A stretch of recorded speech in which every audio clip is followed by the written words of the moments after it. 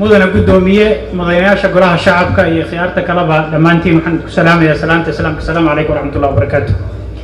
سلام كدي مدن قدومية يا مدنيال وما استاجن دود إن أنجليو قرار كان هو يتسنى هاي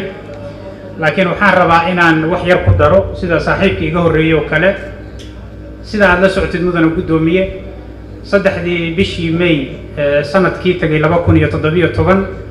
حاجة قرار golaha shacabku oo gaaray oo loo gudbiyay madaxweynaha iyo ra'iisul wasaaraha muddo 10 bilood ayaa ka soo wareegtay wax tilaabo oo hore ay uga qaadeen ma jirto waxaan codsanayaa mudane gudoomiyoon adkaynaya qaraarkan iyo xeerkan maanta golaha shacabku uu xeerinayo in muddo loo qabto in madaxweynuhuna ku saxiixo xukuumadana waxa laga codsado inay soo gudbiyaan ay ku soo bandhigaan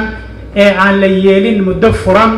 oo sidii kii hore 10 bilood aan sugayna asagana 10 kale inta sugna sidaas oo ku dhinto inaan la yeelin aan ku adkaynaya mudane gudoomiyaha ma san